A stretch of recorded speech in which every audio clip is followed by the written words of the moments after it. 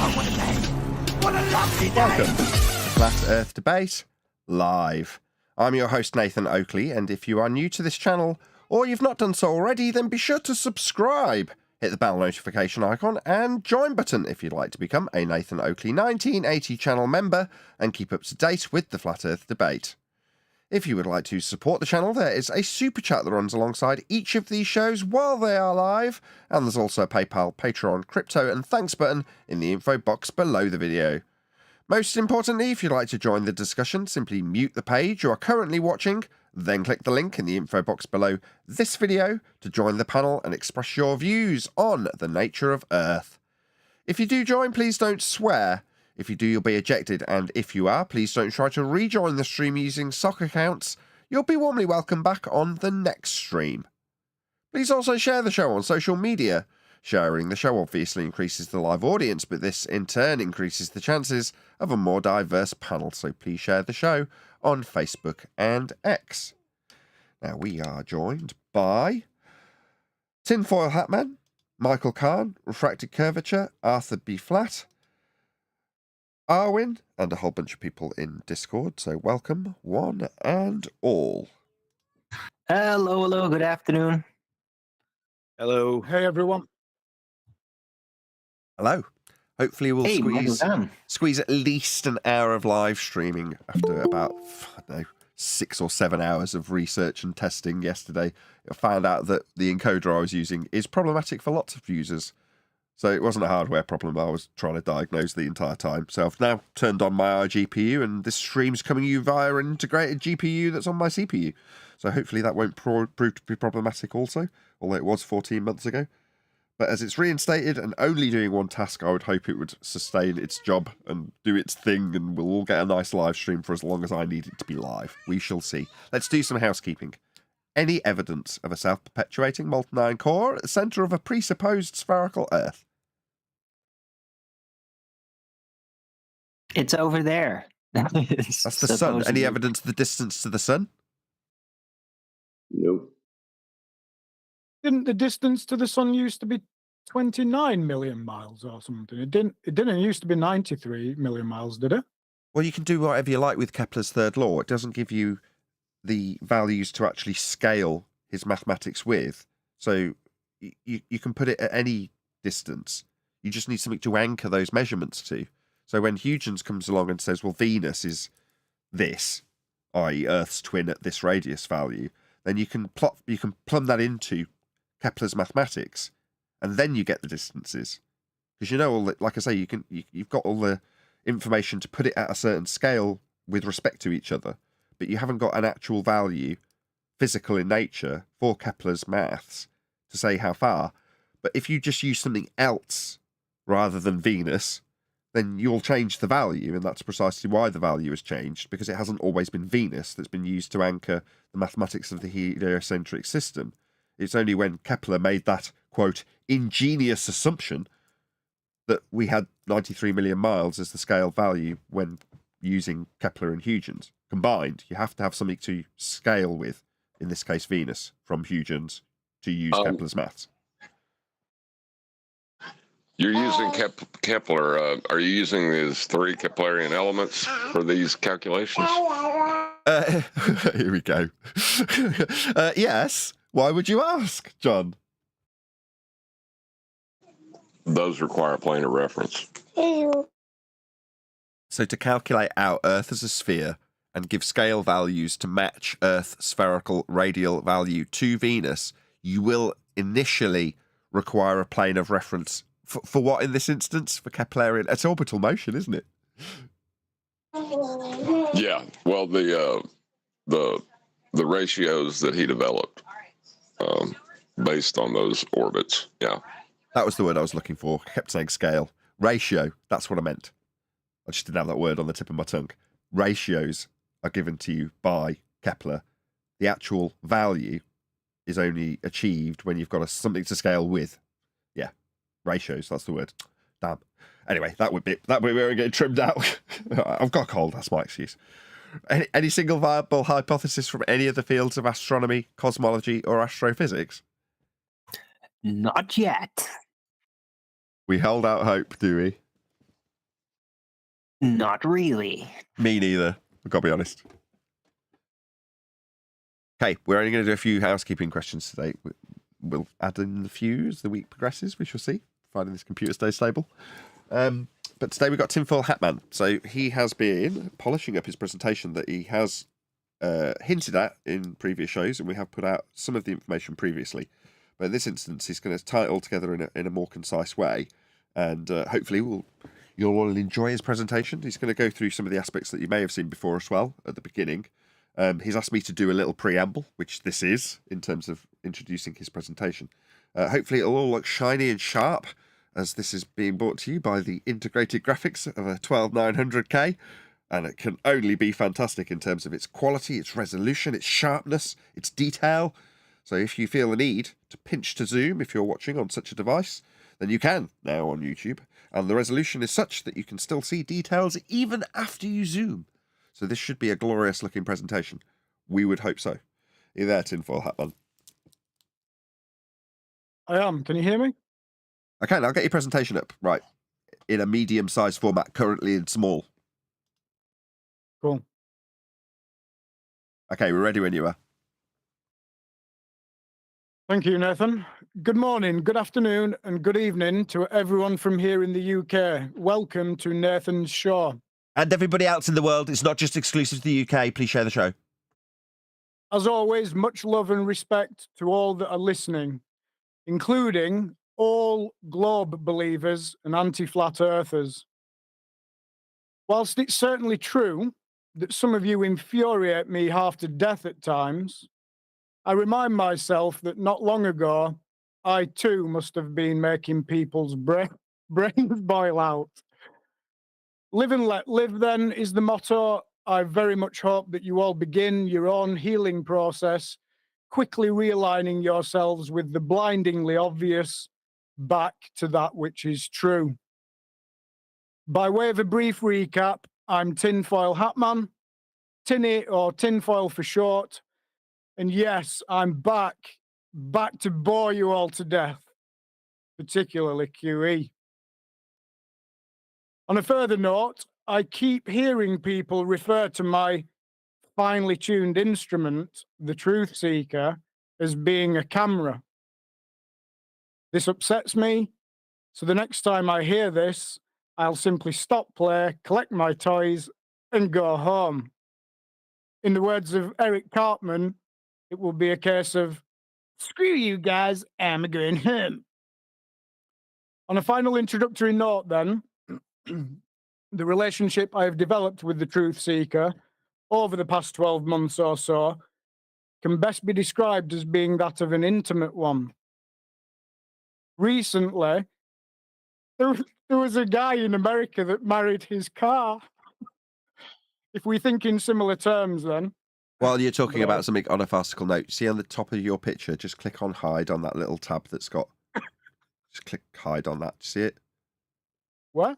At the top of the screen above your telescope, there's a little tab that says, yeah, get rid of that. What do I do? Just minimize the indicator? Whatever, get rid of it. That's great. Thank you. Okay, cool. Right, I digress. Third time lucky then, Nathan. Here goes nothing, eh? Shall we get straight into this? Yes, indeed. This is my awesome telescope, the Truth Seeker. The two presentations I have made along with this one took place at this location and coordinates. It's Goldcliff in South Wales. I'll show you this.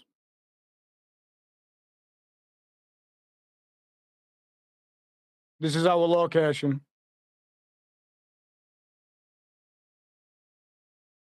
You seen this?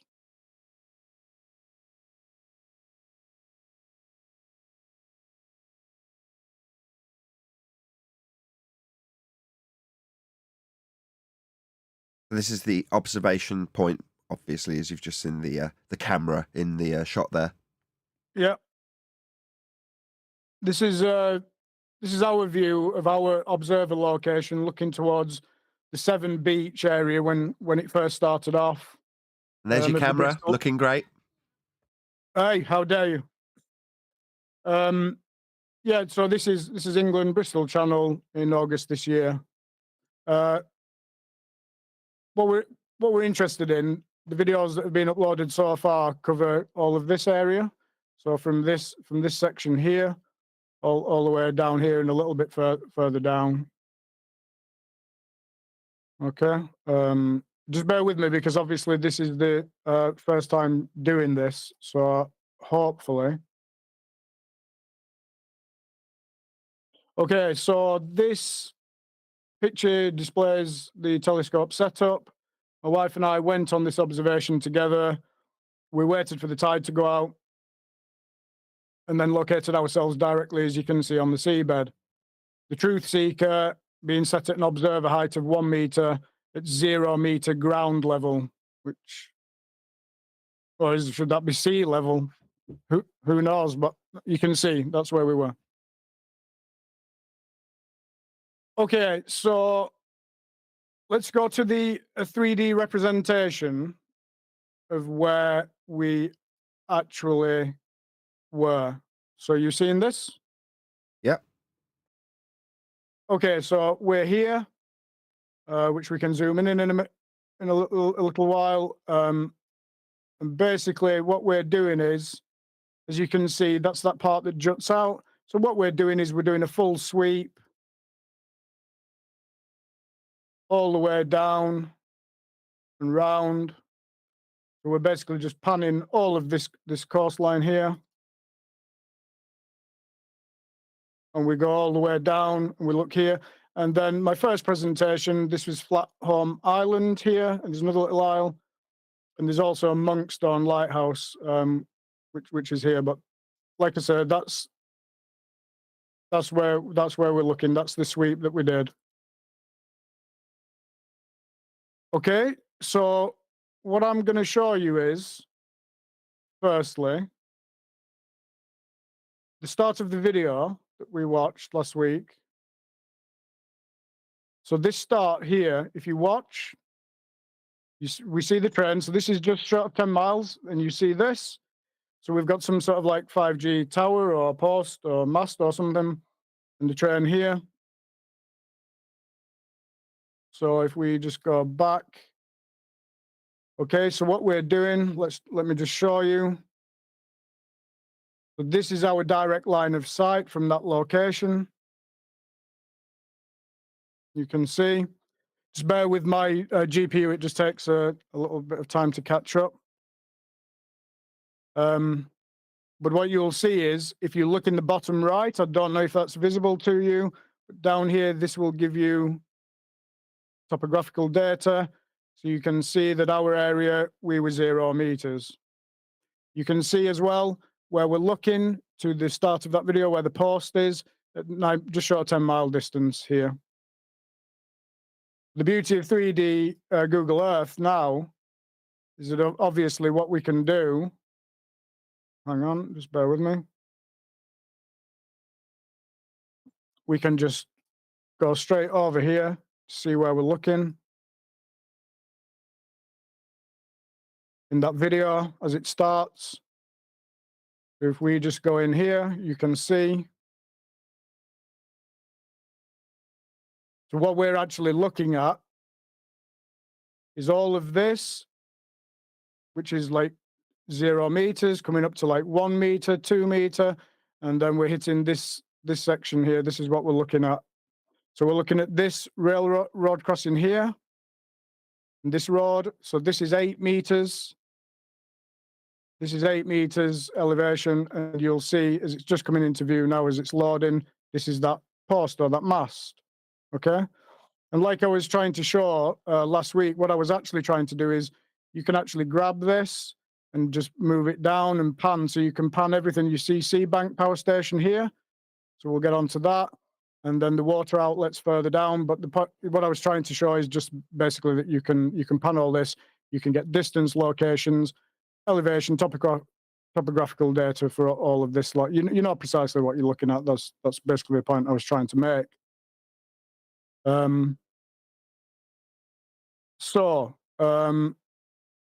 If we just go back, so this is what we're looking at as the video starts. So if we just watch,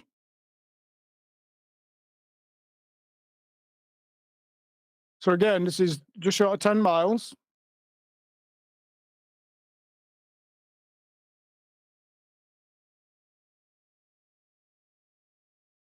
And we're going to get to, I think it's around 37 seconds. You'll see, I zoom back out.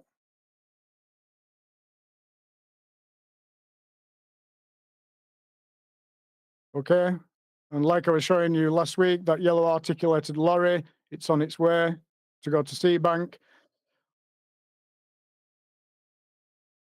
Okay, so if we just go to, let's just go back a minute. And we'll go to the next image here. Okay, so this is what we're looking at. This is a well-known Earth curvature calculator that incredibly uses a flat plane of reference before turning things all bendy. If truth be told, its correct title should be the Flat Earth Non-Existent Bendy Curve Calculator. So if it was indeed the case that we lived on a globe with a radius of 3,959 miles with a circumference just short of 25,000 miles, right? So if we just go back to the video now, if that was the case, right, everything that you see below the top of the train and those vehicles, right, cannot and absolutely must not be visible beyond 2.22 miles from our location, wherever that point may be. This would have to be the case because there would need to be a literal, physical, geometrical downtrending Earth curve blocking our view of these trains and these vehicles. So, as you can see, not only is it the case that we do not see this physical limitation, we are able to resolve several miles into the foreground, following up and along, resolving absolutely everything in the distance. So we'll be revisiting this issue of the foreground here shortly.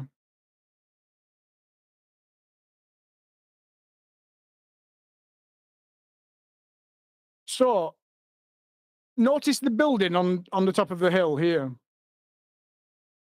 That building is approximately 14.5 miles away. It's easy to find because there's a blue M5 motorway sign to the left here, and an electricity pylon behind it. Without hills or at higher elevations, though, seeing distances with the scope can be monumental. Atmospherical, or rather atmosplanal, conditions dependent, of course. It all depends. So now we have Google Earth 3D running, Nathan. Would you like me to just move to each section? Shall I just carry on playing this and move to each section so we can discuss the sea bank and the water outlet, and then we'll move on to the new part of the video. Is that okay? Yeah, perfect. Looks great. I'm just Okay. monitoring it on the iPad just to see if it looks good. And you know, Do we look okay? Is it everything looks looking great. okay? It looks your great. end? Everything looks great. Excellent. Okay, so let's just go to our next timestamp then, which is we're at 38 seconds. So let's go to 54 seconds. I'll just let this play. Okay, so what we're going to do now is we're going to pan, like I was showing you last week. We're going to pan right. We're going to follow that yellow articulated lorry. You see him here. And then there he is. Okay.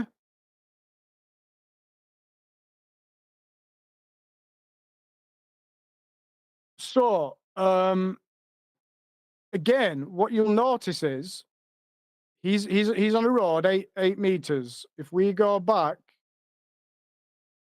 to Google Earth, so what we've done now is we're looking here, you see. So if we can just grab this, so obviously this yellow line is our direct line of sight. It's going to stay fixed with the telescope position from our observer location. But now what we can do is just see precisely where we're looking. Okay, so what we can do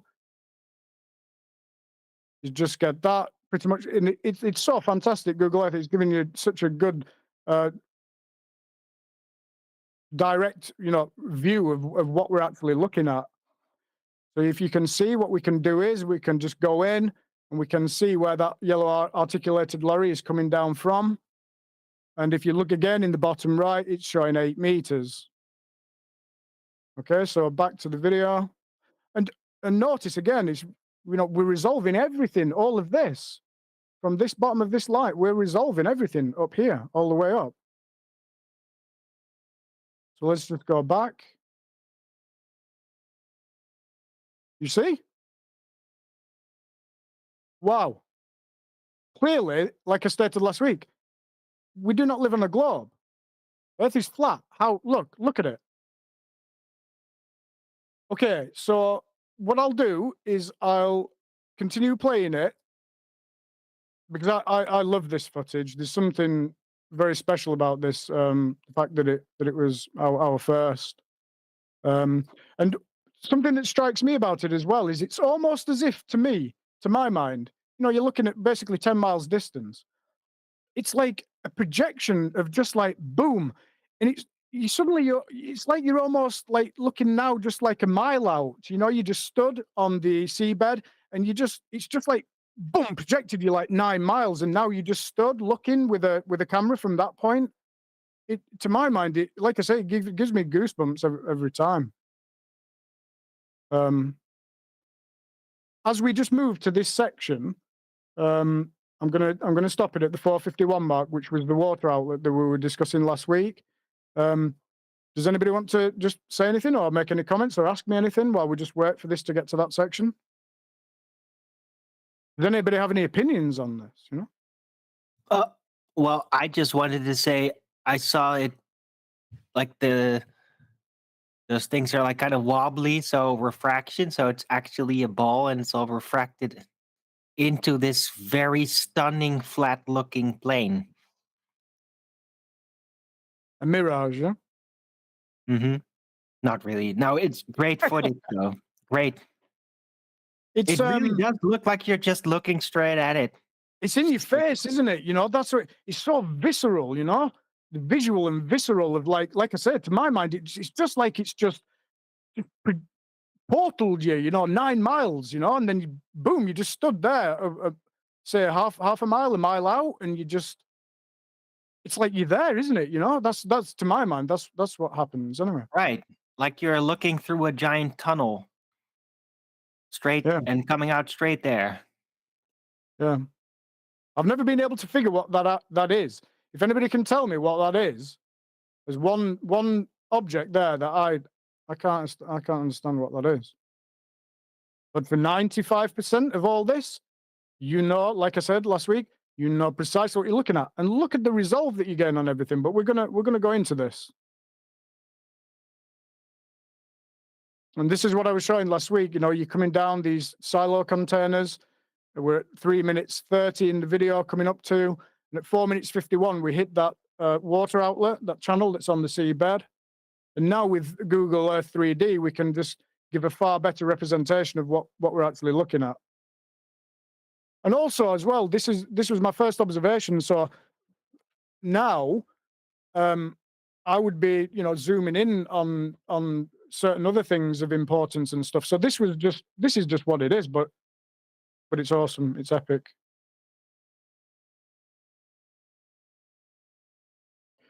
So we're just at the 4 minute mark.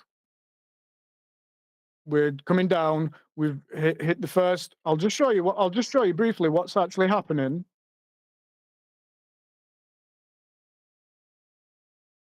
Okay, so what we're doing is we're coming down to these. You see these silo containers here? What we're doing is we're panning. In fact, I'll grab hold of this because I'll need to. So what we're doing is we're coming down here. And you'll see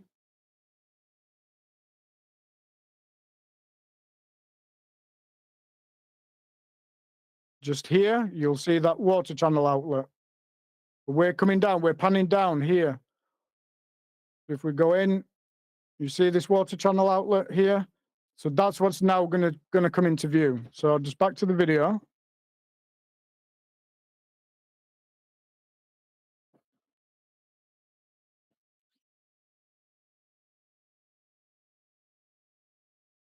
And again, you can get reference heights for all of this stuff that you're looking at. None of this should be visible, you know? All of this below here. This Easy.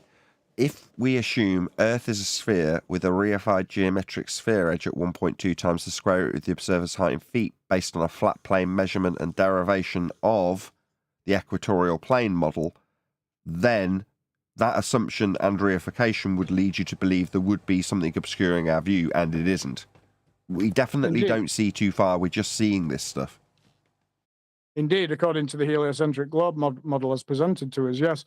So do you see now here? This is what we're looking at. That's the water outlet, water channel outlet, whatever that may be. And then if we just go back to Google Earth, you see, now we can go in and we can see what we're looking at. You see this? And then what we can do is if we just come back out and up a little bit, you'll see silo containers and the buildings behind. You see this? And again, you can get your data from here. So all around here is like, it's actually minus 0 meters coming down and coming up, and then it hits about 0 meters. Like now where I've got it hovered is 6 centimeters. And you see this thing is directly on the seabed, you see?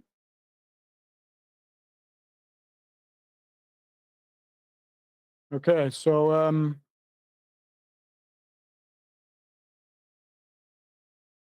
so imagine somebody stood, let's just go back to the video. So you just imagine now, look here, you imagine somebody, we know these are 3 meters high, these side bits. Imagine someone stood here now. Average person, what, 1.7 meters or something like that. The power that I now have and the visual, the optics, the eyepieces that I have now would allow me to zoom in to anybody that stood here, and we would be zoomed in on their face, and then we could zoom in and we could see what shoes they're wearing. This is shooting out over a flat plane. A reminder, 0 meter observer location, 1 meter height of the scope, shooting over to 0 meters here. At 8.81 miles, now just after 9 miles. Well, Earth is flat. Earth is indeed flat. Okay, so well,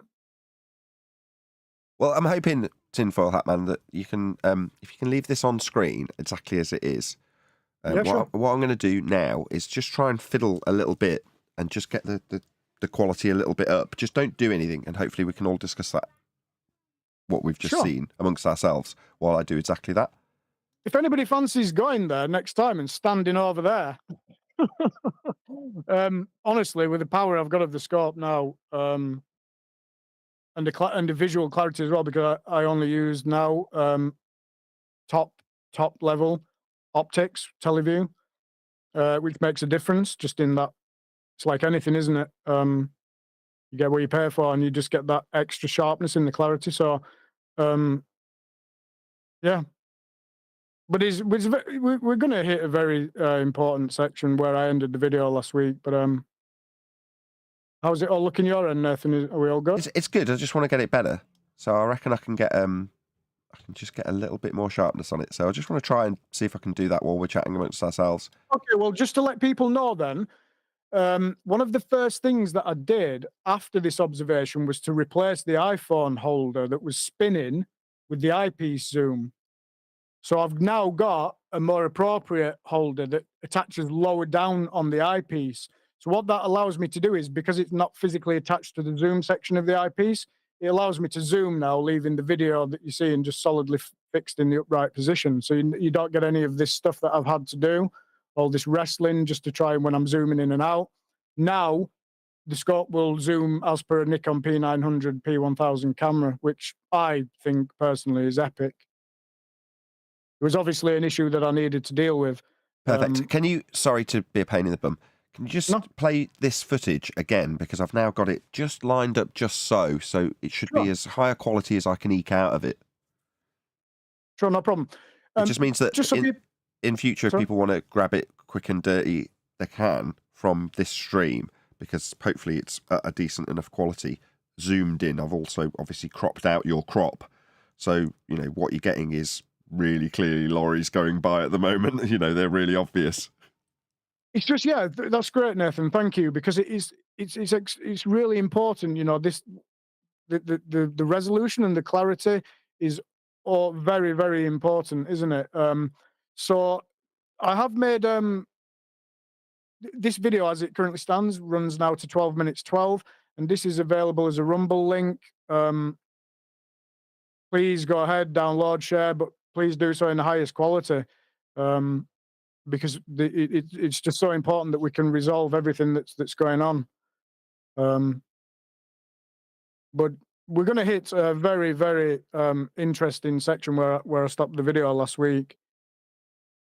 But again, I'll just repeat, for me, for my mind, and for my wife, I think Brian last week was saying, you know, it was like I just can't believe it moment. I think it was, yeah, but I think also as well it was it was like combined with it actually is flat moment, you know, as well as I can't believe what I'm seeing. I can't believe it can't be. But the more overpowering thing was it is. It is. How It long is. had you been in flat Earth topic before you went on this observation? About 2 or 3 years, you know, just been seeing people's videos, images, pictures, seeing too far in the distance according to, you know, what's laid down in the heliocentric model. I don't know if you were aware last time, Michael, but the first couple of times I didn't actually have this telescope. I had a big Newtonian, which is another story in and of itself, but it wasn't the right thing. Yeah, you climbing over fences with a big, massive telescope. Rutland Water. Have you ever been there? I haven't, no. Well, it's probably the largest lake in England, which is very small in comparison to everywhere else in the world. It's only about 3.5 miles. But yeah, and then it was a case of, like, you know, getting all this telescope, and then yeah, but once we got the footage and everything, because I'm one of those people that like to go and clarify things for myself and see for myself. And then yeah, shocking. But like I say, it wasn't just a case of, well, you know, exclaiming it can't be. It was like that combined with, well, no, it is. You know, because I was always just prepared to go with what the evidence showed me. Can't be always like what? that. Can't be what?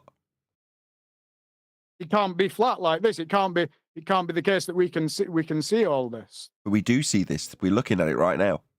Yeah, and it's a weird thing to describe, really, because it's like I did have a revelation, but then I didn't at the same time. I can't remember. I don't know if I knew deep down or something. I don't know, but it was a stunning experience. That's all I can really put it down to. Again, I don't know if I'm clarifying myself very well, but just an awesome experience for me and my wife all round. And that's why then finally it's just taken me, you know, up until fairly recently to realize that I need to share this with everybody and let them know. And then it spurred me on to do further observations, of which I've done some, and I've got some lined up, and I know people have got suggestions, which I'm happy to listen to. So Going to do a couple of quick shout outs. So shout out to Crockett from the chat. He says, you'll need a flat earth to see that. Well, earth is flat and we are seeing it. Absolutely correct. Thank you for the super chat, Crockett. Really appreciate it. Also, Price of Adam, really appreciate the super chat. Thank you very much. He says, he's right. You'll need a flat earth for that. Indeed, Adam and Crockett. You will. We do. We can. We are. Please share the show. To quote a phrase, it's not rocket science, is it? I mean, he just, like I said, mentioned previously, just rock up on a beach or a seabed somewhere and point your tool at something and have a look. You know, it's not complicated. You know, what I've come to understand after, you know, these past 2 or 3 years listening to everything is that how complex everything gets. It gets very complex very quickly, doesn't it? When you've got people trying to explain this away. That's the way I see things, anyway.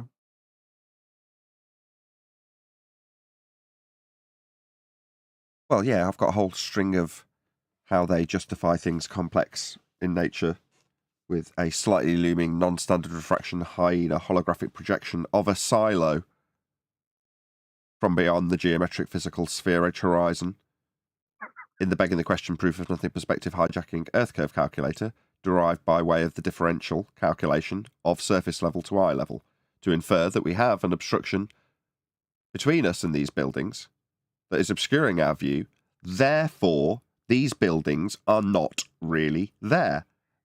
They are, in fact, a mirage. You can't really see these buildings. It's not that we're zoomed right in or anything. They're not there. They're a mirage. Because Earth's been reified into a ball by way of measuring differentials from surface level, that's flat, to eye level, that's also flat. We've heard the expression, keep it simple, stupid. And if anybody ever comes to me at the side of the telescope when I'm there and states something like that to me, I'm going to tell them to back away from the scope. Back up, because, like, what are you talking about? Okay, right. So here, I have certain favorite sections of this 35-minute video footage. This being one of them. So before we were talking about this foreground. Basically, we can resolve everything up here, and we know that these distances involved are like. So let's just go. Let's just do this. Let's go to these two brown black silo containers that we're looking at. Okay. So we were at the water outlet. So what we've done is we've panned down. Oh, hold on, just 1 second. Okay. Just stop for a sec. I just need to reposition the screen so that I can Sorry. incorporate everything you're going to do. I was all zoomed in to get it all as big as I could possibly get it. I just need to rearrange a couple of things and then I'll be there. No problem. Okay, So we're there. Go ahead. We're looking at Go ahead. Oh, sorry, Nathan. Yeah. Okay. So we're looking at these two brown silo containers here. So let's just get some data on this. Okay. So this is now what we're looking at.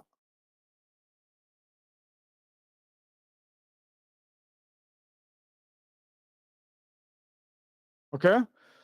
So we're just short of 9 miles, 8.8 miles. Again, I'll repeat, 1 meter observer height. And again, if we look in this bottom right, you'll see again. So look, you've got minus 12 centimeters. I don't know if it might be quite small in the bottom right, but look, you've got minus 22 centimeters, and then it's coming up. 12 centimeters. It's coming up, right? Now we're at 20. That was all minus. Now we're at like 1 meter. Now we're at 4 meters.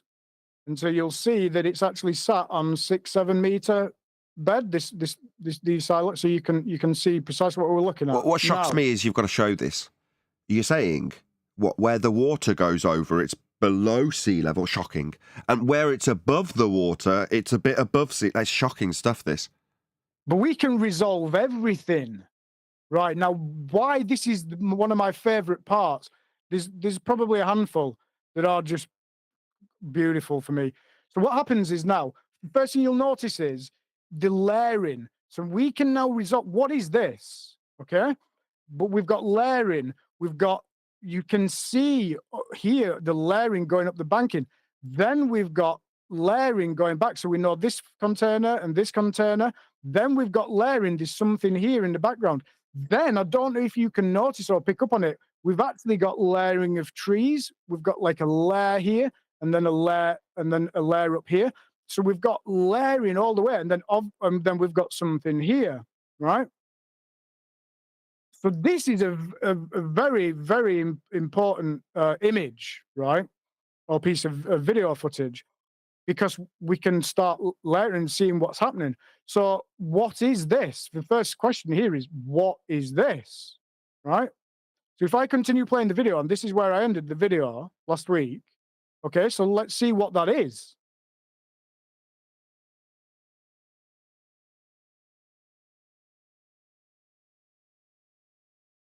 Okay. So now we've got a little island. You see? Okay, so let's just go back to here.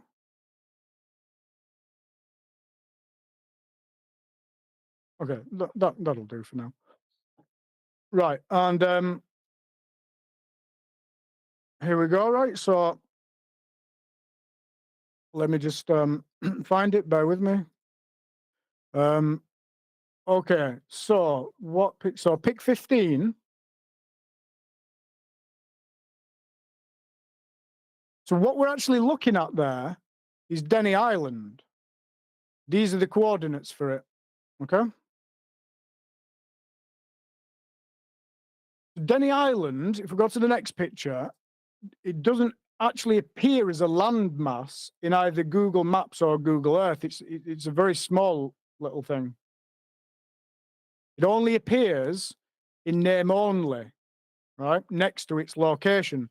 So the red pin that you see here is those coordinates that we've just taken out of here. But all you actually see on Google Earth and Google Maps is just that, that there is Denny Island there. You just don't see the landmass. Right. So if we go now to this is our observer location, we can now shoot out, and we now know as a reference point what we're looking at, Denny Island. You'll see it's about 5 miles, 5.1 from our observer location. Next picture. So now what we're looking at is I've linked here to that second silo, brown silo container. And again, we're just short of 9 miles, or 8.75 miles. But importantly now we have a reference point here. So let me just what's the next image? Yeah. So what happened is because you can't see Denny Island on Google Earth or anything, and there's not really much about it. I had to do quite a bit of digging, but I found this.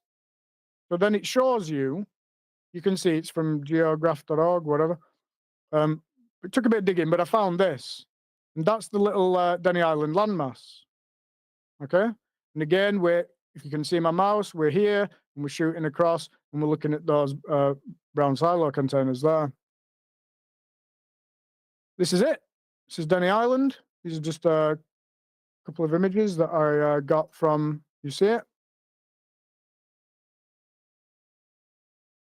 Publicly available data. So that's what we're looking at.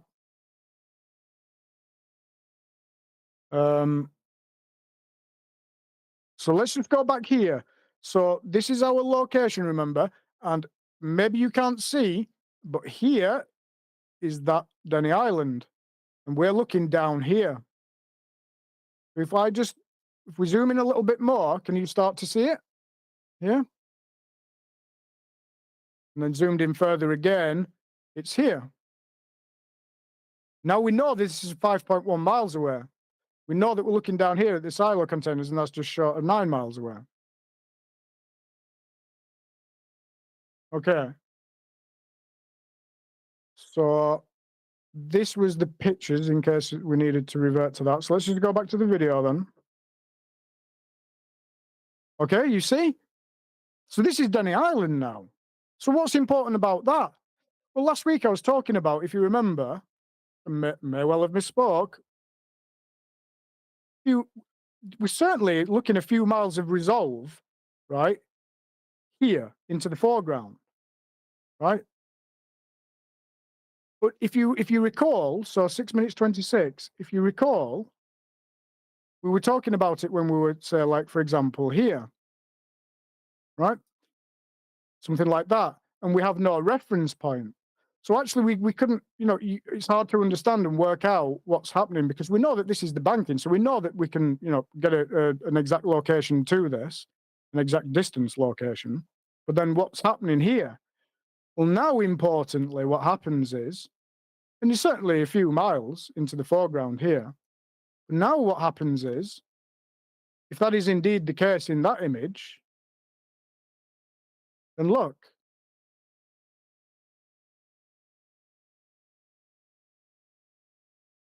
Okay, there it is. So now we know that this is 5.1 miles away, and we're still getting what, at least 2 or 3 miles resolve into the foreground? Well, then actually what's taking place here is that we're seeing from 2 or 3 miles here, right the way up and into this background distance here.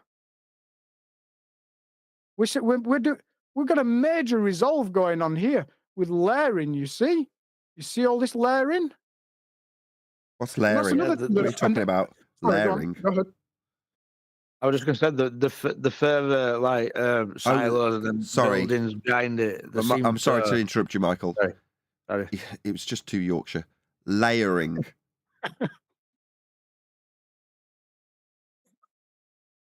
So, go ahead, Michael. Sorry, what were you saying? I was just going to say like buildings further in background seem to rise up in your view.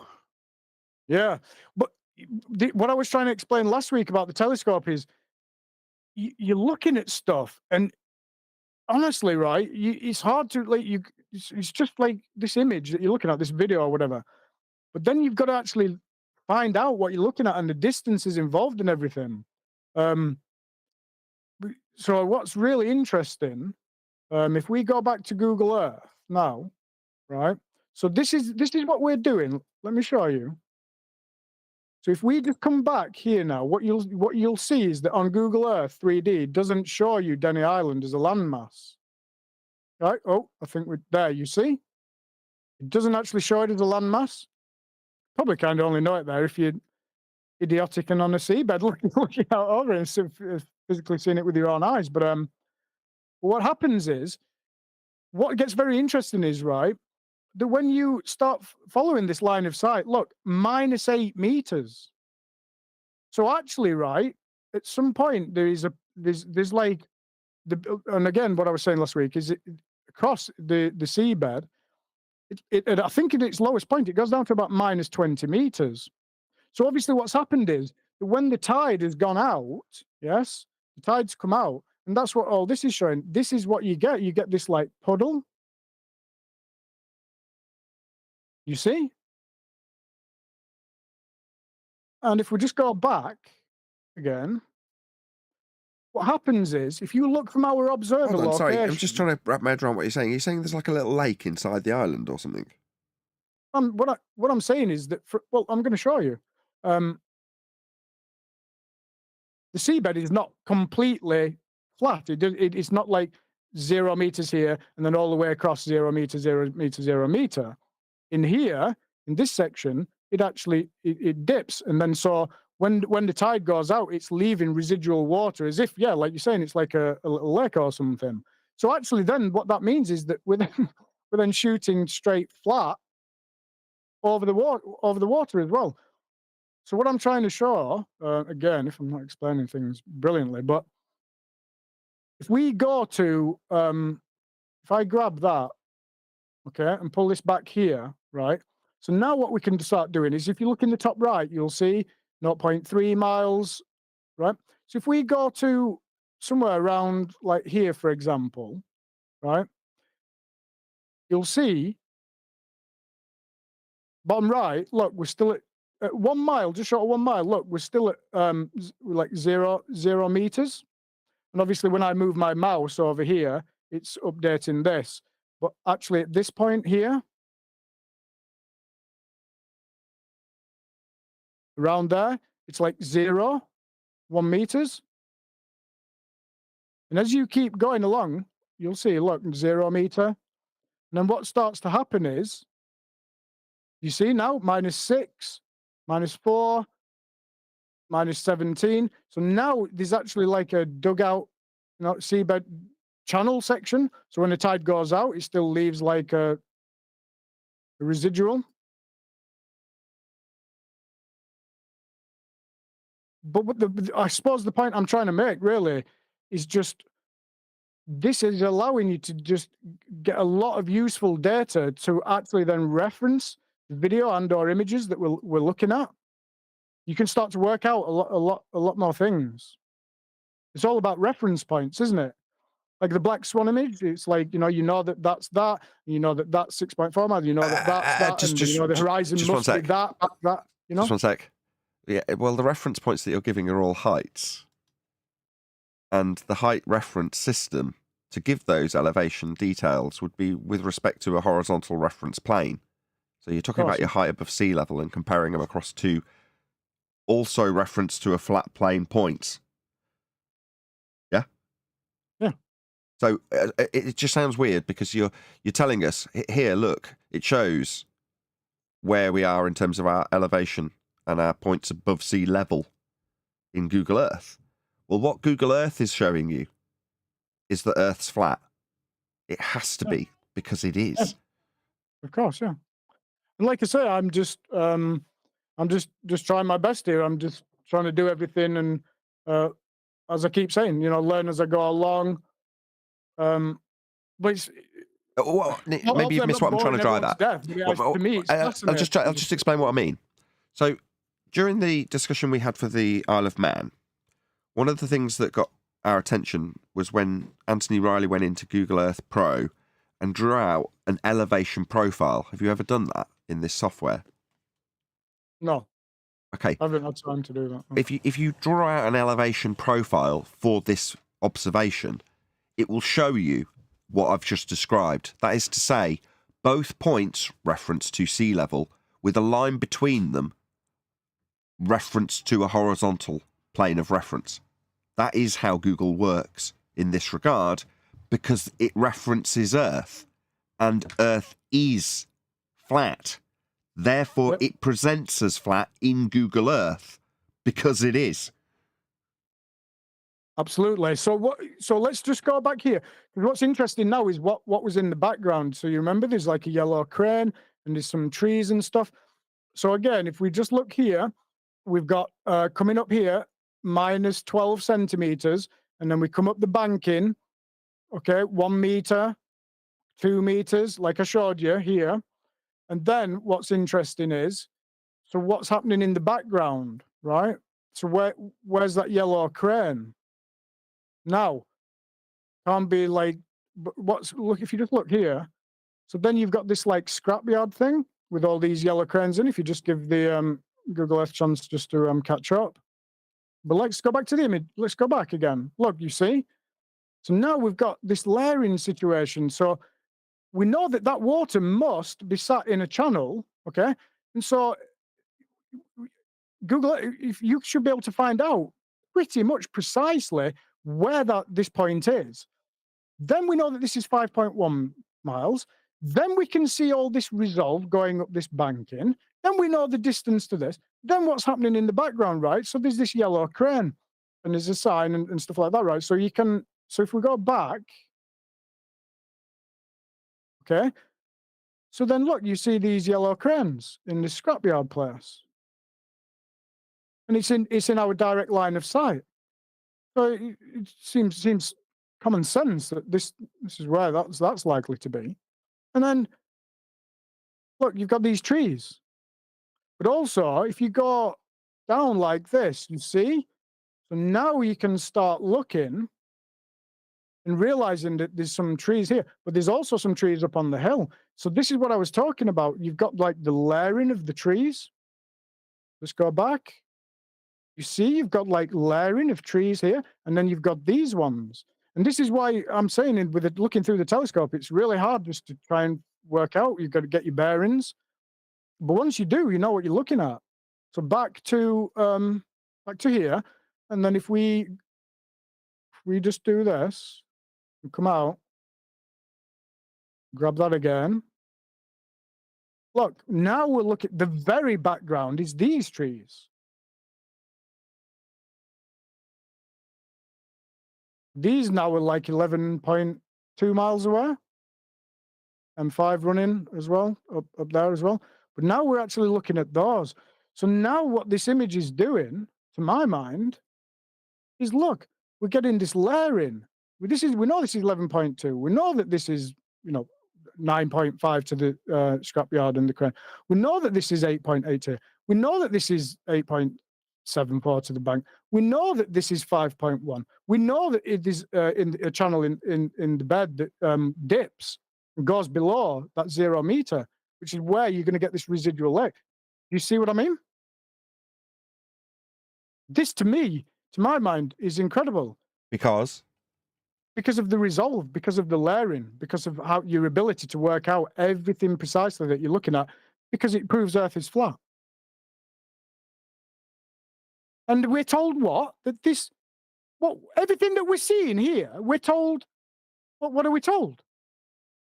It's a, what you said, Nathan, a a slightly illuminated non-standard refraction holographic projection of a scrapyard from behind the reified physical geometric sphere edge derived from the differential between eye level and surface level off a flat plane. Well, do you want to just step away from my telescope, please? We just see it, it's just there. We see it because it's there. Side of me. There is no need to explain it away as a slightly illuminated non-standard refraction high holographic projection of a scrapyard from behind the physical reified geometric sphere edge derived from eye level and sea level differential calculations, because it isn't. It's just there. We see it. Right. It's just, yeah, unbelievable. I can't. It's so stupid. It's just so utterly stupid for somebody to look at this image here or stand by the side of you and say, well, you know, that, what you've just said, okay. Shortened to, it's a hologram from behind Earth curve. Oh, okay, sunshine. Yeah, okay. Is it a hologram? Well, maybe that's the question. Hold on. Maybe that's the question I can pose to the audience. So what we've got on screen now, is this a slightly looming non-standard refraction hyena holographic projection from behind the physical geometric sphere edge, reified out of existence from a measurement off a flat plane in the differential between eye level and sea level to give you that reifiable geometric limitation that should be blocking the view if we think it's reifiable into a physical existence, but isn't blocking the view, therefore this is a mirage? Would you say this is a mirage? Ladies and gentlemen of the audience, I ask you. I'll even put the comments on screen. We're going to be rounding out shortly, and I'll ask people to stay tuned if they're watching on an after show. But I do want to know from the audience, and while I'm asking, I'll shout out Chris Berry. Thank you very much for the super chat. He says, I'm shocked the level was, quote, below the horizon. Tim Osman. Thank you for the Either super chat. that what you said, Nathan, or we're looking across a flat plane. Or Earth's flat. Well, we don't have to even make that conclusion. I'm glad you have, because I can say we don't have to. Yes, Earth is flat, obviously, observably, measurably in Google. Flat. That's how it's referenced, that's how it's defined, that's how it's shown and measured in that program that we've been using this time, which is Google Earth. It's flat. Yeah, you're right. What is my claim here? My claim is that I can go plonk a telescope and look at that. That's not a claim. Seeing something in a telescope because it's there is not a claim. Yeah, no, but you know what I mean? My claim is to be able to go and do that. If you hadn't done it, it would be a claim that you could potentially go and do it, but it isn't. It's just the imagery of you doing it. So there's no claim here. There it is. We see it because it's there. Unbelievable. It is if you're a globe believer, because Earth is obviously an observably flat, as demonstrated here. So unbelievable to a globe believer who thinks this stuff should be hidden by a reified geometric sphere edge that's been taken from a differential between eye level and surface level on a flat plane. But for them it might be shocking. For me, we just see this stuff. It's there. No explanation is required or no claim is needed. It's not a claim to show stuff being there. Earth is just obviously flat. I think you misunderstood. All I'm saying is just my claim is that I claim to be able to go and set up a telescope and look at that. I'm not claiming. I'm not misunderstanding. I am labouring the point for the audience's benefit. If I seem disagreeable, it's because I want the audience to understand you when you defend against me. It's like earlier when I know where you're from, but the audience might not. So I've got to eke that out of you. Doesn't mean I'm disagreeing with you. Does anybody else want to comment on this? Does anybody else want to comment? Refracted, Brian, does anybody want to say anything about this? What are your thoughts and observations on what we're looking at here?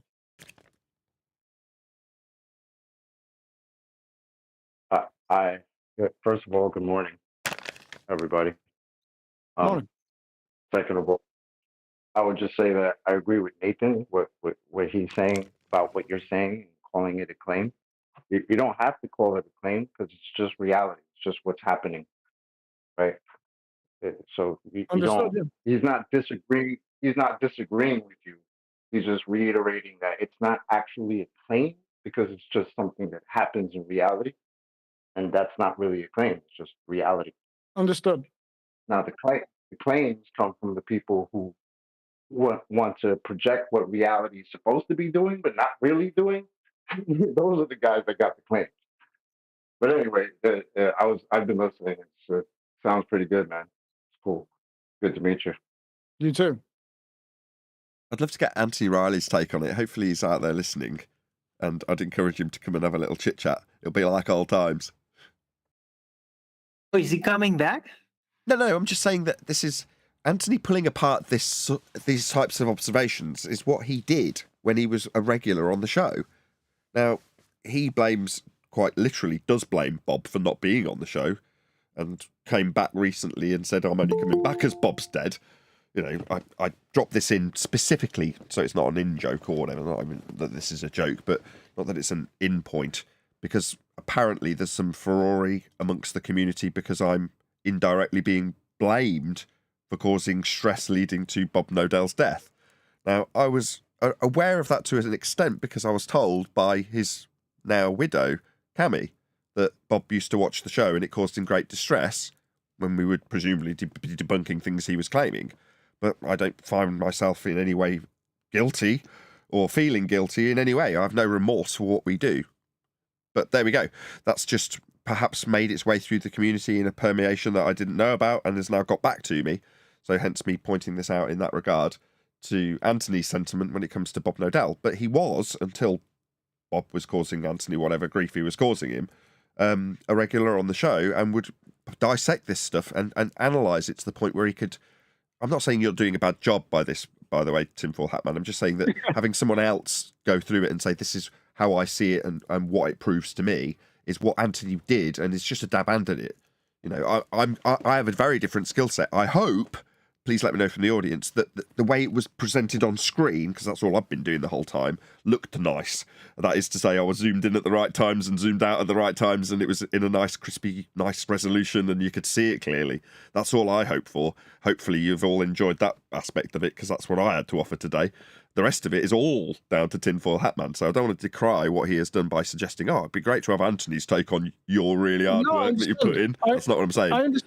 I understand, Nathan. I perfectly understand, and I totally agree with what you're saying. The whole idea behind this is that this is to be shared, and everybody's minds gets into this, you know, and everybody can help me understand what I'm looking at just as much as anything else, you know. So, totally, we're in total agreement with what you're saying. The final point that I would make on this, unless anybody else wants to comment on this, the final point I would make about this is that this here, this puddle, if you want a better word, isn't that shouldn't that be a convex hump according to the globe model? It's not concave, is it? Holding water. This is completely stupid. This globe model business. What a joke. Or honestly, the way it currently looks, because I've got it zoomed in, is like we're in a dome. That's a different topic matter. But it's just the edge of the telescope. Let's be clear, ladies and gentlemen, what we're looking at.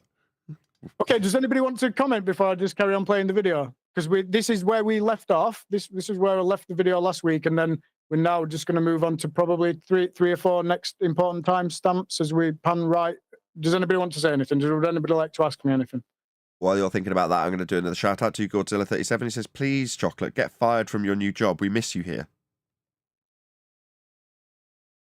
Thank you for the super chat, Godzilla. I'm sure Chocolate does not appreciate that sentiment. Yeah, Chocolate, good to see you again. Yeah, We miss you. Can you? I miss y'all too, man. I miss y'all too.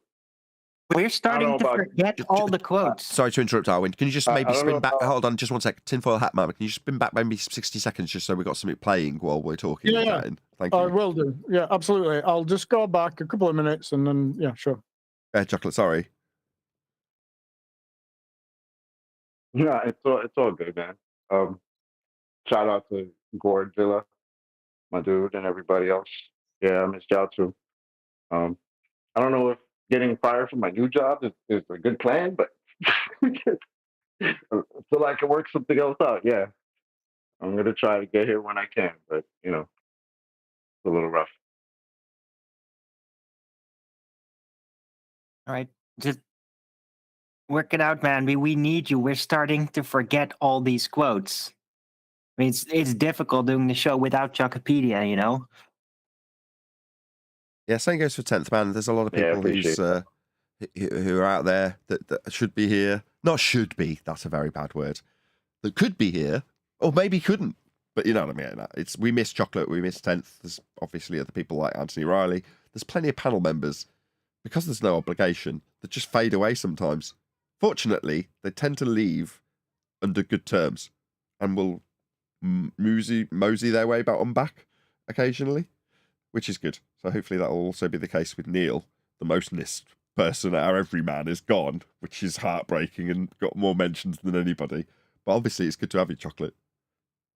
Just not missed as much as Neil, let's be honest. Yeah, now I have to do the impromptu interruptions all the time. Yeah, 10th hasn't been here either. How's he doing? Is he all right? His wife's really sick. He's Okay, looking okay. after her. I gotta reach out to him. Yeah, our prayers are with him, for sure. There's lots of people in dire circumstances at the moment. A lot of them panel members. Lots of people have got stuff going on. You all know who you are. Our hearts go out to all of you. On a more positive note, as Tinfoil Hat mentioned, this is all for sharing. Please share the show. Smash that share button. About 90 people watching consistently so far. We are going to have a little bit of a longer show today, hopefully to chit-chat about this observation. And there's going to be a few other markers that we go through as well when we get to them. So hopefully Tinfoil Hat Man will pipe up and say, here's the next marker that is of interest. Okay, well, what I'll do is I'll just move it on now to where we left off last week, okay? So this section here, so I'll just let this play, okay? And then our Before you next... do, could I Sorry? make a comment? Just go back 5 seconds. You want me to pause? Is this Adam? Yeah. Hi, Adam. Hi, mate. Yeah, there. Adam, You want me Right, to John. pause this? what's up? Yeah. I just want to give you some praise. That's fantastic. That picture as Nathan said earlier, we see it because it's there. That I can see it all. What's there because of what you're using, the size, the aperture size. I can see everything. I've got no degradation, no real limitation of angles, even though I'm very low down. The layers or the layers that you describe. Is Don't pretend you're not Northern. I don't say layers. I'm not from Hull. But to see those layers as you're describing them, or basically you can see from the deck you stood on, you can see it there, all the way up, and all the things in between. The I think that vent, that water vent. Did you say this was 8.8 miles? Yeah, to that side. Right, so let me get this. Because obviously what you can do in software, you can go, it's 30 frames a second, so you can actually select which frame you want as well, which helps. But when you're just doing this now like this, you've got it. Okay, but yeah, so the distances, if we just go back to Adam, if we just go back to Google Earth, okay, so what we can see is that in the distance, these trees that are in the top right corner of the video. But again, this is for everybody to analyze. I want everybody to have this, share this, download it from Rumble in 4K, whatever you need to do. But all these trees here, this layering, there's a separate layer here between these trees, which are the ones up on the hill, and then these are the ones on the left hand side. But if you look at Google Earth, what you can see is right. This was the point I wanted to kind of make. Really, when we looked at Isle of Man. When we looked at Ranty's Blackpool Tower, we're looking at Isle of Man, we're looking at tufted trees, we're looking at things that are at elevation that we're trying to identify, and we're trying to reconcile that fuzzy horizon, that area of dissolution in the Isle of Man images, and even in Ranty's. And there's lots of excuses for the ballers. If you go back to that layers bit, there is no excuses. I don't need to see a tree, a crane, a silo, because I can see the water and the beach and then a hill, then a road. I can see all of the things that we couldn't see on the Isle of Man images in the foreground. I've got all of that foreground. There's no, it's so condensed, I can't make anything out. This hill could be here, this could be there.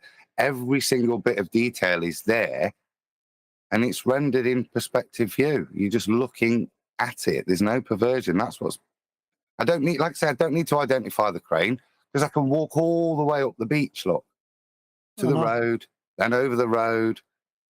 Yeah, it's just This there. is why it was special. This is why it was Just special. one second, for me. sorry, I'm just going to do one more shout out to Super Chats. Shout out to Delayed Choice. He says, loving this, extend the show.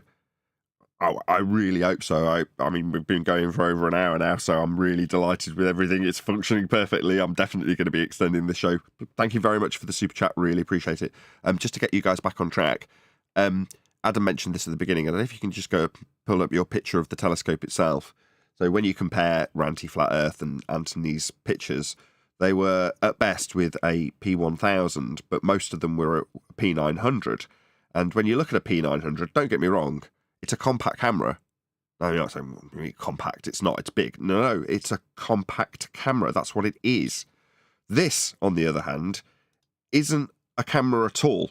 It's a telescope. If you look at the aperture, it's enormous, even by comparison to a P1000.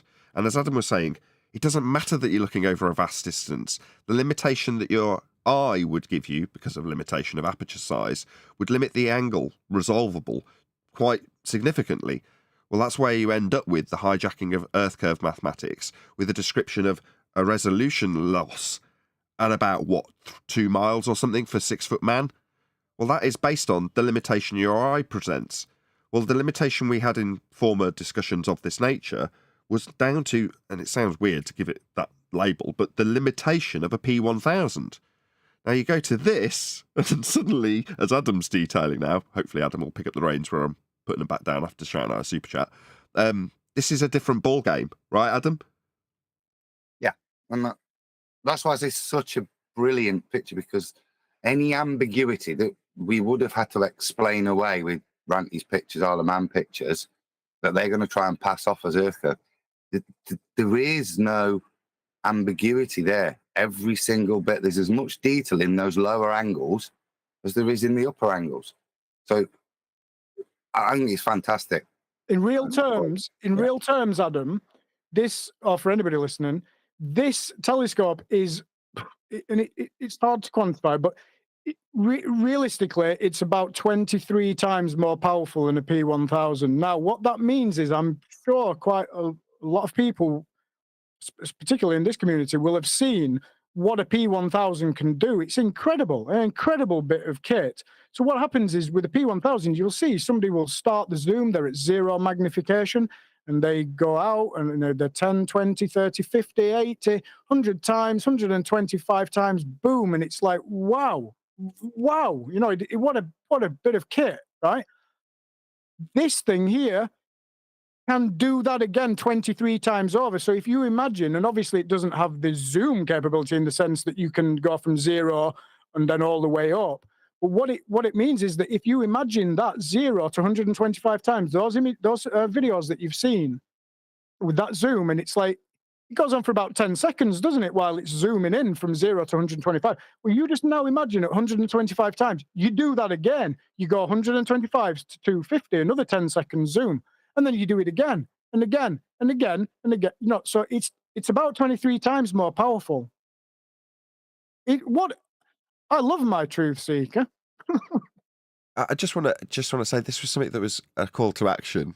First thing Math Powerland did when I was here was say this: people should be turning their telescopes away from the stars and to the horizon. Everybody should be doing this. Hopefully, if this can spur people on. And the Bristol Channel is a fantastic area, because that tide goes out and you can shoot. If you, like I was saying, if we just go back to Google Earth, okay, this area is fantastic, right? Because my wife and I have done a few observations from here. So there's more stuff to come, by the way. This is only the beginning. It's going to be incredible. But so this area here, like I say, if you go to Lydney Harbour, which is up here, which is one of the areas that we've been to, the limitation basically becomes the atmosphere. So that's why I'm now currently testing infrared.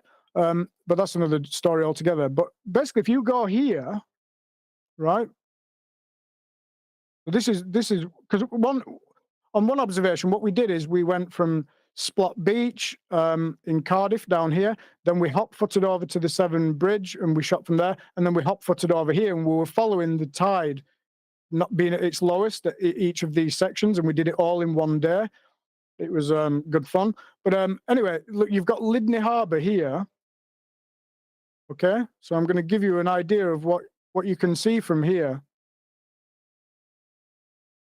And just give my GPU a bit of time to load in. But what happens is you look down from here, down here, and you've got two bridges. You've got the Severn Bridge and you've got the Prince of Wales Bridge from Lydney Harbour. It's about, and I'm going into another observation here now, but basically you've got about 8 miles, 8.5 miles to the Severn Bridge. Then you've got about, I think it's 11, 12 to the Prince of Wales Bridge. And then you can shoot right down here. And down from here, down to this here, you're talking like 50 miles, and then you've got 35 miles, and you've got little lighthouses and stuff here. But what I'm saying is, all around this area, because when the tide goes out, it's an awesome place for observations. And anybody can go and verify what I'm doing, you know, like with a P900 and a P1000, you're going to have an awesome time, because what you've actually been seeing was my first observation, and I was only... Anything that you've ever seen so far has only been a maximum of 169 times magnification. So you can get an idea of even what you can go and do with the P1000. I think they're awesome cameras. But yeah, that's just my take. Sorry, go on. I have a very important question, because you're talking about how your telescope, you can zoom, and if you do it again and again and just keep zooming in. Is there a possibility that you can do it enough that maybe you can see your own ass in the telescope? Because that's what we were told for. Yeah, I've effectively been told this. I've been trying, not managed it not managed it so far. If it's flat and looping, you could. So look, do you see these? Do you see this? You've got the you've got this the Severn Bridge. Like I say, from that Lydney Harbour point is about 8.5 miles, and then you've got another one. So you get layering as well. You get that fantastic, you know, layering of like this referenced against this, and then you can actually.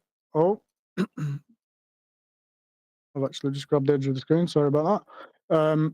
Yeah, you can actually you can see lighthouses down on the coast. Anyway, I digress. So we is anybody want to ask me anything further? Shall we carry on? No, you've got to a point where you wanted to carry on and show something else, so feel free. Right. So that's the end of the last video. So here we go. This is the new section of 5-minute extra video now. So we've got Denny Island. Let me see where the timestamp point is. Let me just check. See that's interesting.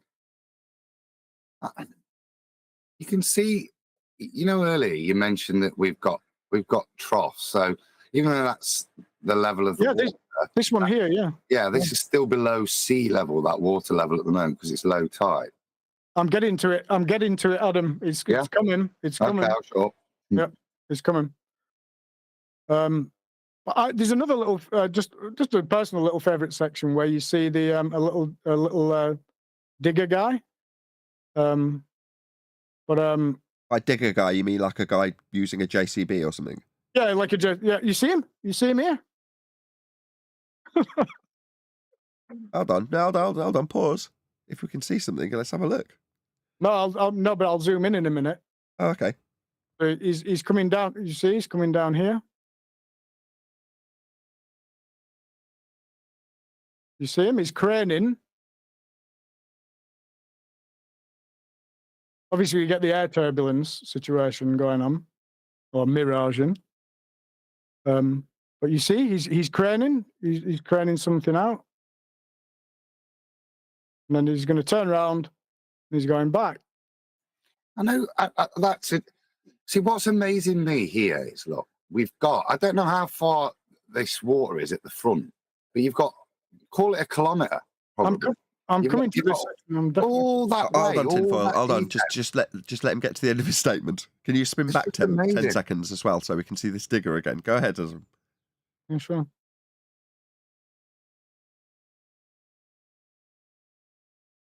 Go ahead, Adam. I've got a rain My tinfoil point hat is, and he's very in the keen. image, it's the quality of the resolution. Like I say, you can see the digger. You might have just been able to make the digger out because it was yellow in the past, but you can make out the wall. You can see the height of the wall. You can see the drop down to the next layer. Then you can see the drop down to. It's the simple fact that you're seeing the foreground with actual detailing of height. There's no compression in this at all, or the level of compression is so small that you're able to resolve details in the heights. Like I said, there's the digger, there's the wall, there's the drop down, there's the water, and that can only be, I'll stop using the numbers because I'm assuming you're going to fall out, but those numbers are running through my head in terms of a supposed ball and what we're able to see here. It's absolutely ball destroying. Well, you shouldn't be able to see this. Like from this, according to the globe heliocentric model, down to here, and then we know that now this foreground is it's like 3 miles ish. Do you know what I mean? And then like if we go to Google Earth and just see that area now where we're looking. Hang on. But what's really interesting is, so what you'll see is, and you're absolutely right, Adam. I'm just getting to that. There's just probably another three timestamps here, and what you'll notice is this section. So the video is going to probably stop. I think the video, this extra 5 minutes, stops around here. But you see this, the River Avon. So we're just going to come to that definitely. But yeah, what we're doing is, probably this is not actually the best way to do it, but we're looking at stuff here. Let me just get to I'm getting ahead of myself. Let me just check what this timestamp is, and I'll replay the video. Okay. So wait until you just see this 10 minutes 18. We'll just play the thing, right, and then I'll shut up now. Everybody can comment. I'm going to stop it at 10:18, and that is again one of my most favorite things. What you're about to see is just unbelievable, right? So I'll just be quiet. I'll replay the video, and we're just waiting for 10 minutes 18. But yeah, it gives me goosebumps every time. But I'll be quiet now.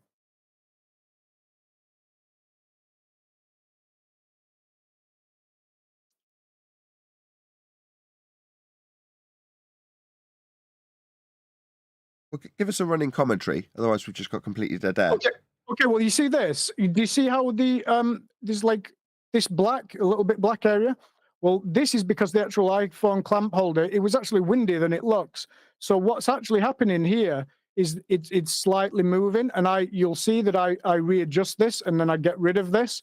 But one of the things is that with this being the first observation, all this lens flare and stuff, this was all new. So I realized that now because it's quite hard to actually see the screen when you're in direct sunlight.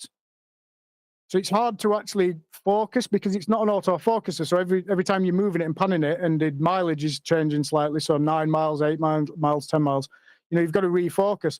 And it was quite hard to see the screen, and I didn't notice this reflection until a certain point. In fact, I don't know why I'm talking about 9:18. This bit here.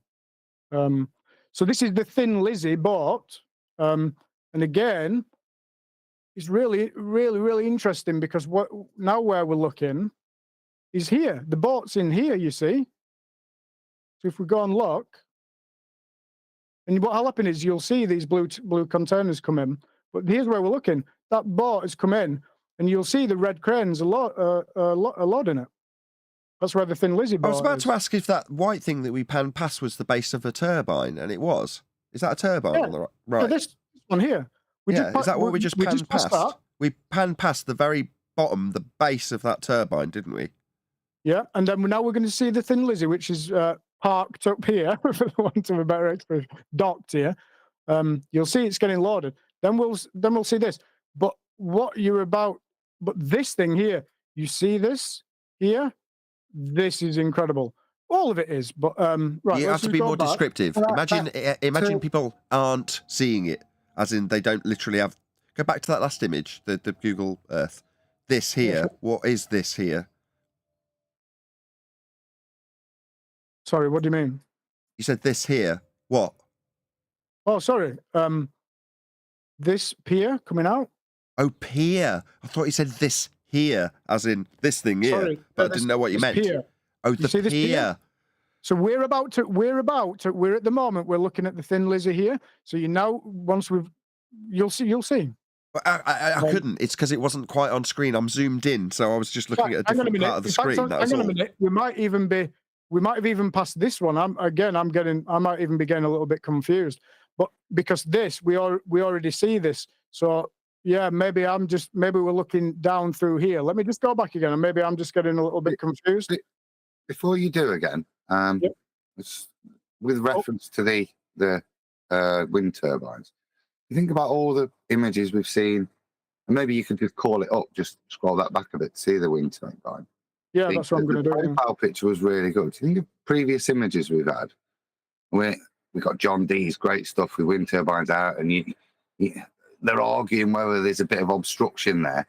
Well, look at this wind turbine that's best part of 10 miles away. You can see the ground it's mounted on. You can see the road in front of it. You can see the dock wall going down to the water. There's no dispute about this wind turbine that's 10 miles away, and not where its bottom is, because you can see below its bottom and all the topography down to the water level.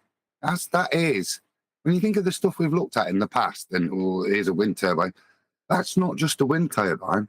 It's on a road, down the road, down to sea level. You see all of that detail, and all of it is resolvable, just like you're there. Look, I know you're making apologetics for the quality, but Again, that's the best quality 10-mile image I've ever seen. So you see here. These are those red cranes. But do you see why I'm not bothered about the cranes?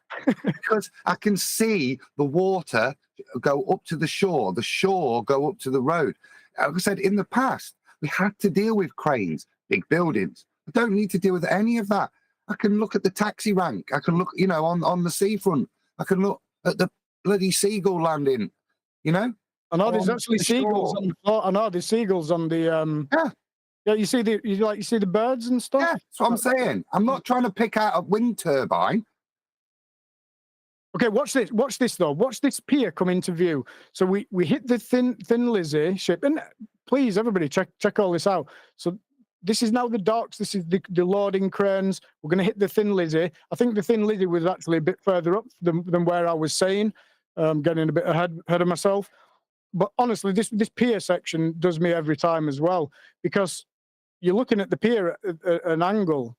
You see this pier coming into view now? So I just zoom in initially. So actually the reality is, so let me just correct myself because I was wrong. The reality is the Thin Lizzy isn't here. What we're doing now is, because we can see this wooden structure coming into view, this is where the Thin Lizzy is being loaded here. So, but when we pan now and see this resolve doing this is incredible for me. You'll see. We zoom in to see, and then we'll pan right and just watch as we pan that pier. But all I can do is repeat myself. Really, my wife and I would just, kind of beside ourselves. We would just.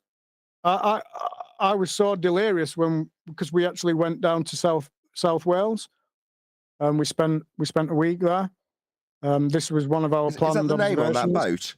Can you read that name? Thin Lizzy. Is that Thin Lizzy? Okay. But watch this pier now.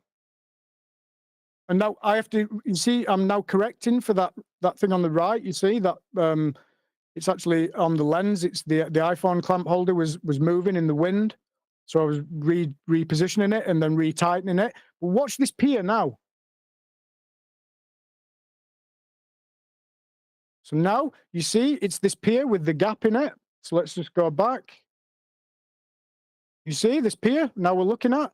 Now watch the resolve going up here.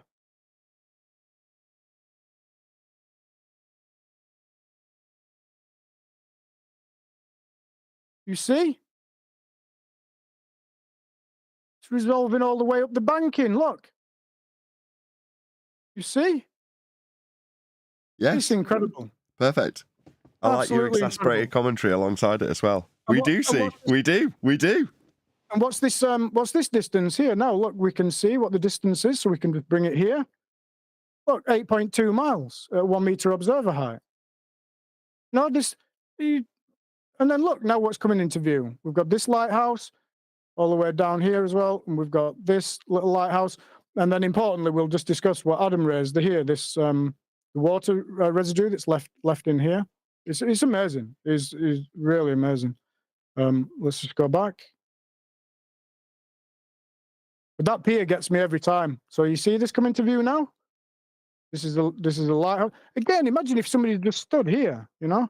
This is 15 meters in height, and this is about the same. I've got the actual data for it. Obviously, Let's do that. Let's do that. Everybody loves a lighthouse. Anybody, I'll post everything, obviously. Oh, you're going fast. Hold on. You're going to give me my audience epilepsy. Let me just change the screen. One sec. Or somebody can pause for me. But all the information here. So about these, it's the Avonmouth North Pier and the Avonmouth South Pier lighthouse. So you've got your heights and your elevations and stuff. So it's all there. But that's what we're looking at, the North Pier one at the moment. But again, look at the resolve, everything. And then you'll see the South Avonmouth Pier lighthouse comes into view. That one's discontinued now. Is that a topless lady in one of those windows? I don't use it for that, Nathan. But you see this one? That's the South Pier Avonmouth lighthouse. Again, resolve all the way down to the seabed. And then, like Adam importantly raised, what I found really amazing as well is just the fact that you can then resolve. So as we pan right now here, look, you see the start of this now? So now what? And I can see a seagull below sea level. And now obviously we've seen it before as well. But now what we're doing, we've just gone past that. We've just panned those rocks down here, you see, and now we're looking at this building. And I recall this specific instance. I turned to my wife and I said, I wonder if we could zoom in and see somebody in the warehouse working, you know. But notice this. This is important. You see, this is -5. Look in the bottom right. It's -5 meters. You see, it's the River Avon.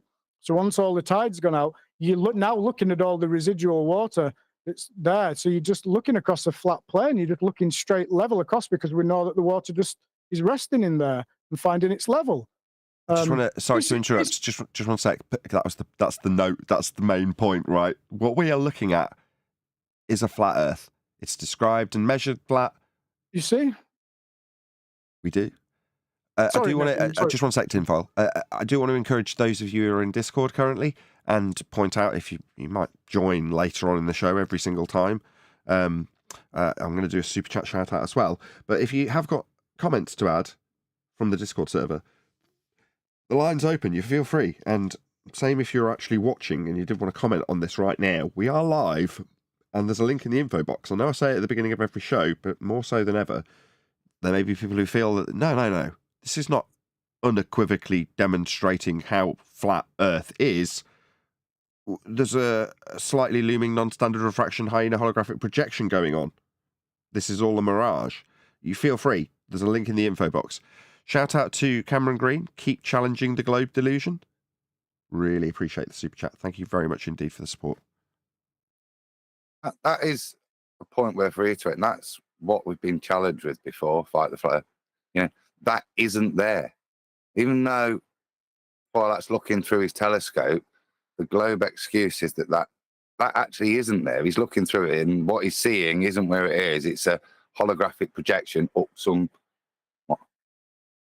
7-8 meters or something, I guess, projected upwards to render in perspective view into his telescope. But you present that, Adam, you present that to most people, you know, like just the average person, and you present that to them and say, look at that over there, and then say that to they honestly they look at and something goes in their brain, because you clearly have to be insane to believe something like that. Look at the resolve here. So you've got these dips where the water is the tide's gone out, it's left the water there. Look, and we're now just looking across a flat plane.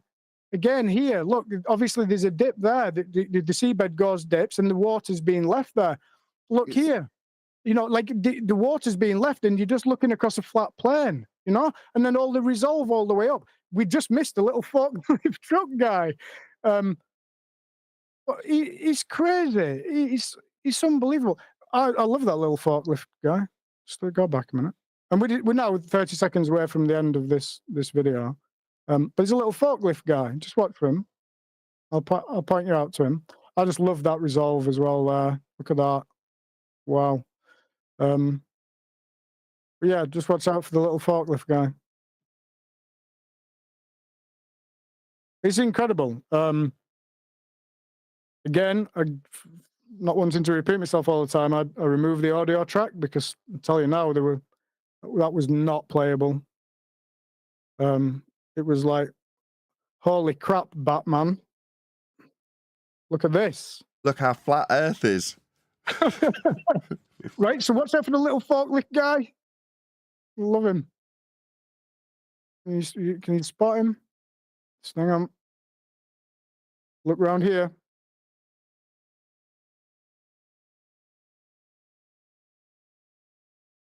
He might not just be, he's coming out here. Here he is. He's going down there. He's going down. I see him. He's only a little thing, but when you see him, he's a little forklift truck guy. He's off down the bit where we're going to still just finish and keep panning right. I mean, this is game over, isn't it? Like Adam's describing. You know, there's always been this discussion where people, you know, they can hide behind this, and we hide behind this water, and we hide behind the resolution and the blurriness and whatever. Well, the water's gone. We've got good actual resolution now and zoom, and now you can see perfectly clearly what's happening right in front of your very eyes, you know? Absolutely epic.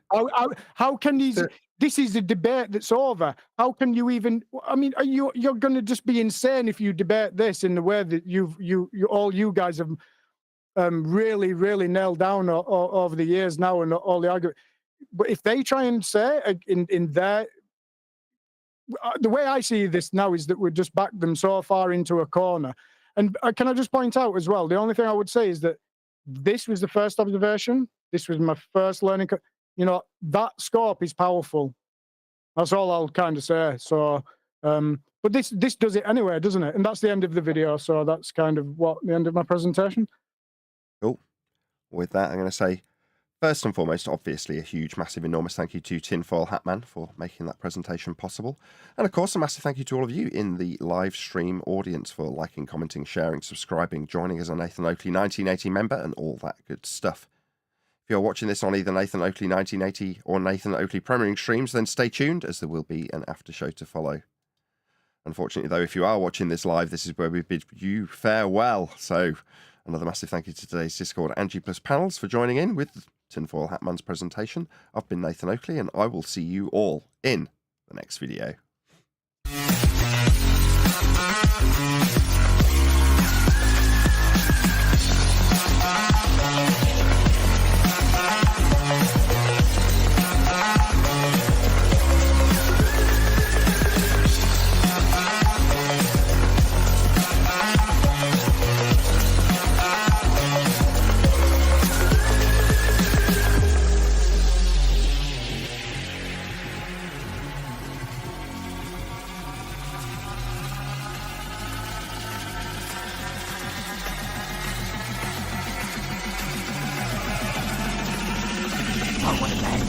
What a lovely day!